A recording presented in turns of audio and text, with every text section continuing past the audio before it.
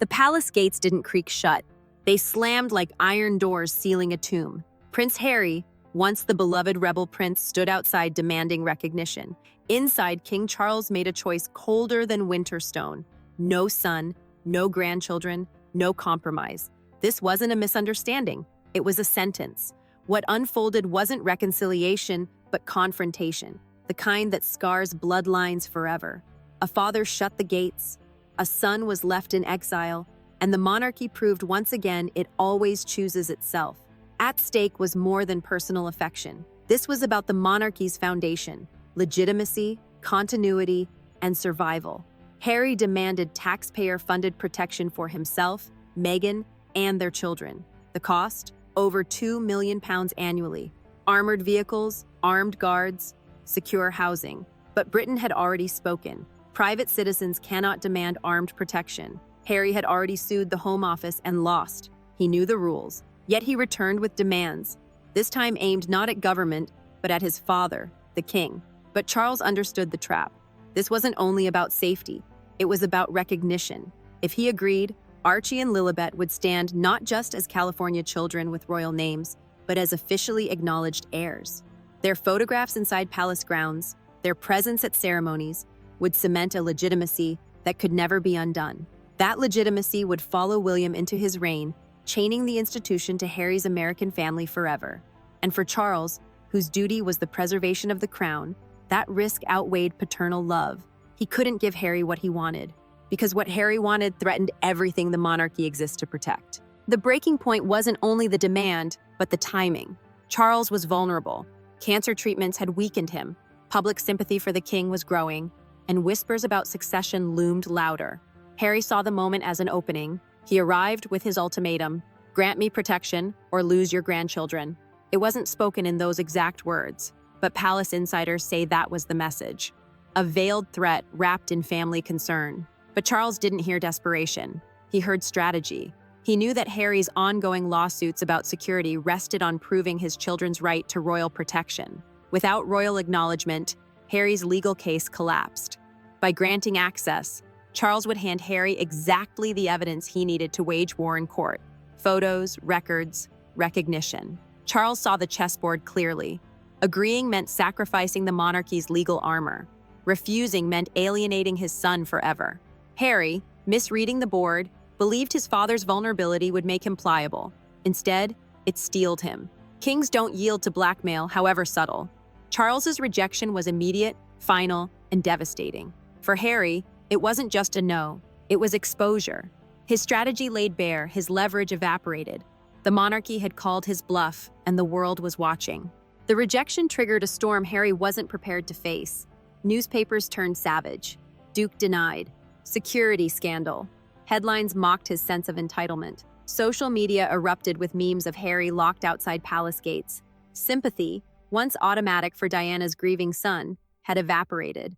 The public wasn't asking why Charles was harsh. They were asking why Harry still expected royal privileges after abandoning his duties. Meanwhile, Meghan's silence was deafening. She hadn't returned to Britain since September 2022. She missed the Jubilee, missed Charles's coronation, missed Harry's legal battles. And now, she missed this showdown. Insiders whispered she advised Harry not to go, predicting Charles would never agree. Her absence became strategy.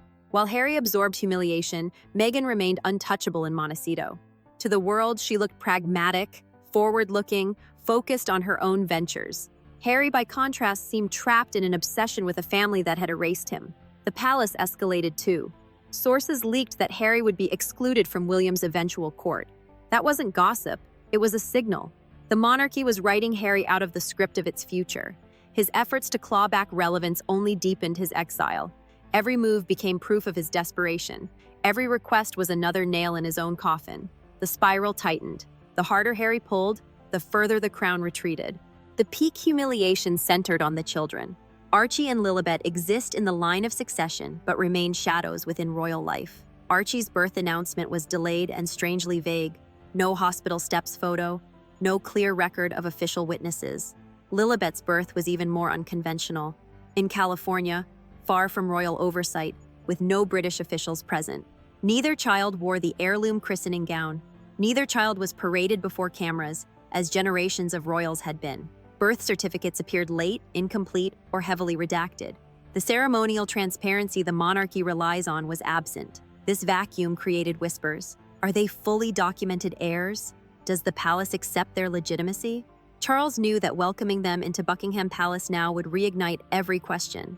Photographs with grandfather, appearances in royal gardens would be weaponized as proof. Proof Harry could use in legal filings, proof tabloids could use to demand answers, proof critics could wield against William's future reign. By saying no, Charles didn't just deny Harry protection. He denied the children's validation. He safeguarded the crown's most fragile weapon, silence, and the world saw the consequences. Harry wasn't the prince kneeling before his father in reconciliation.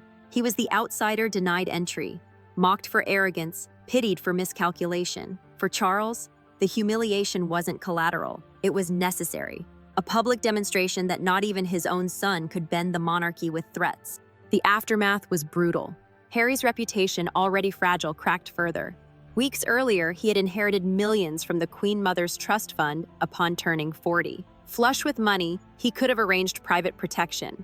Instead, he demanded taxpayers foot the bill. For the public, it was hypocrisy. For the palace, it was entitlement. But the personal cost cut deeper. William's silence was absolute. Once allies through grief, brothers who had walked behind their mother's coffin, they now stood as strangers. William offered no public nod, no private meeting, not even acknowledgement of Harry's presence in Britain. Kate, too, maintained silence. Camilla carried on duties unflinching. The family's Arctic coldness was coordinated, not accidental. This was erasure, and it was unanimous. Harry underestimated the monarchy's patience. He believed time and sentiment would heal betrayal. He believed the crown would eventually bend to love of grandchildren. Instead, he discovered the monarchy plays the long game. It doesn't forgive betrayal because betrayal threatens survival. And so the reckoning arrived. Harry wasn't just rejected in the moment, he was written out of the monarchy's future. A son lost, not by accident, but by calculation. The echoes of this rupture stretch far beyond the present. Archie and Lilibet live in limbo, princes and princess by law, yet American children by life. Royals in title, strangers in practice. They may never know the traditions, the ceremonies, the protocols that defined their father's childhood. For Charles, it is a personal tragedy. These are his grandchildren, yet they slip further into a life disconnected from everything he represents. For William, it is strategic relief.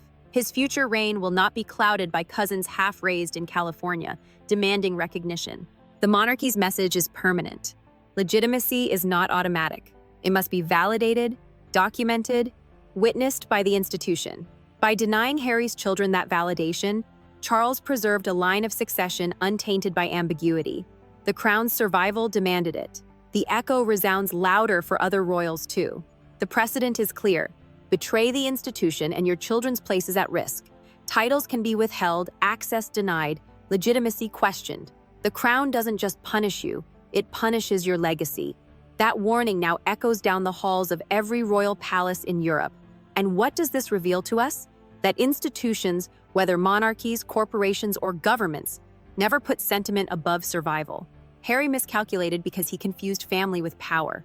He thought his father's vulnerability, his children's innocence, his bloodline, would outweigh the institution's instincts, but Charles showed the truth. Institutions endure by sacrificing individuals, even loved ones. The Windsor crisis is a mirror for our own lives. When facing powerful systems, never mistake emotion for leverage. A boss, a company, a state will protect itself first. Promises of loyalty or family mean little when survival is threatened. Harry's downfall teaches a hard lesson. Power remembers betrayal longer than it remembers love.